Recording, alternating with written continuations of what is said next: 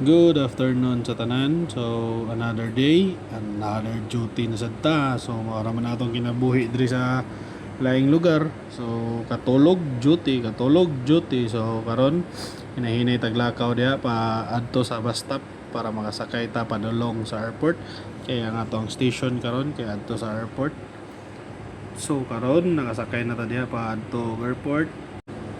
So karon abot na ta diri sa airport. Nabtan pa na ako diha og igsuon nga perti niya limpyo sa oven niya man na sad niya prepare ang mga sandwich biliba gid ani bataa gyud. So karon ako sad padung na sa gumuin.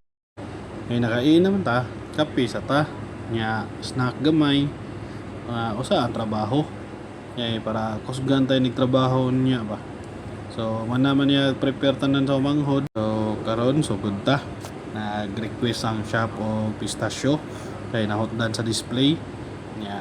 Ato na ding gibuhatan dayon kay man na matag snack man na tag kape. So ato ang buhatan trabaho na ta. So kana ako siyang gibuhatan og 5 ka buok. So after na to nabuhat ang pistachio, prepare na punta sa ato ang salad. So ang tawag diyan na diri is mo na ang pol salad.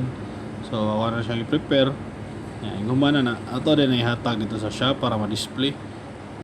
Kaya human naman nato na hatag ang salad. So karon prepare na po tag sandwich.